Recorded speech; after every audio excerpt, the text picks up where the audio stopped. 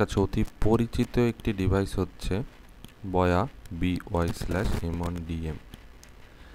এই ডিভাইসটি ব্যবহার করতে যে অনেকেই অনেক সমস্যার সম্মুখীন হন, যেমন কিভাবে এটা সেটআপ করতে হবে, কিভাবে এটা কাজ করতে হবে।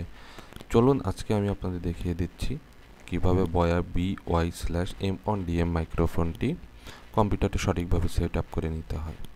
এর জন্য আপনাকে প্রথমেই মাইক্রোফোনটির পোর্টটিতে সঠিকভাবে প্লাগ ইন করে নিতে হবে।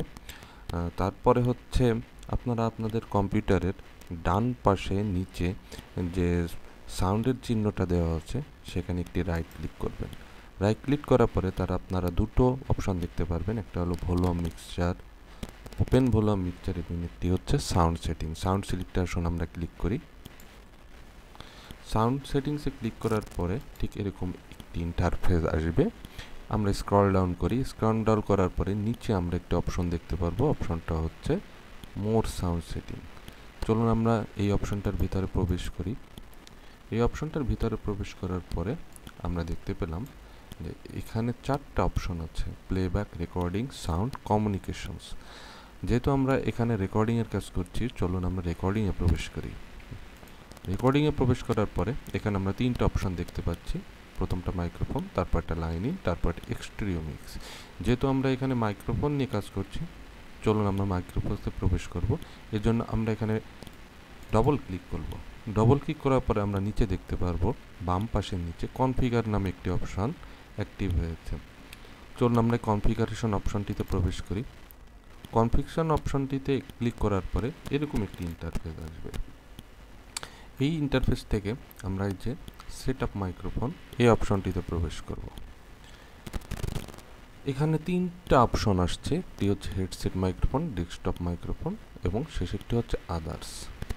এখানে একটি সবুজ চিহ্ন দেখতে পাচ্ছেন, আমরা যেটাকে সিলেক্ট করবো সবুজটা সেখানেই চলে যাবে। যেহেতু আমরা এখানে মাইক্রোফোন নিয়ে কাজ করছি, কাজে হেডসেট মাইক্রোফোনটা হচ্ছে আমাদের প্রয়োজনীয় অপশনটা। চলুন আমরা এটাকে ক্লিক করি এবং নেক্সট বাটনে প্রেস করি।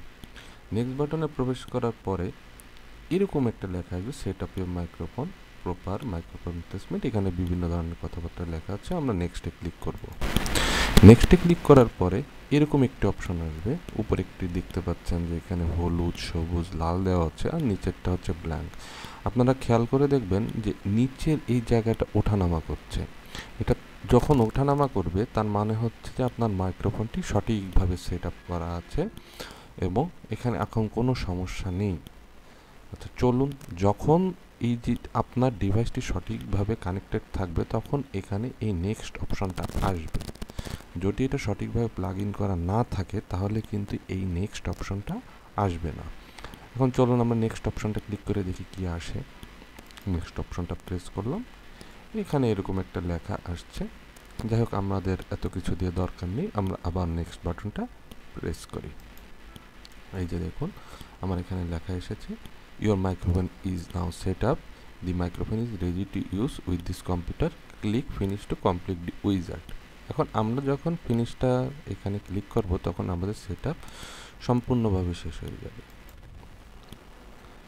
যাই হোক বন্ধুরা, বয়া BY/M1DM মাইক্রোফোনটি কীভাবে কম্পিউটারে সেট আপ করতে হয় এটা আমি আপনাদের খুব সহজেই দেখে দিলাম। আশা করছি আপনারা এখন সঠিকভাবে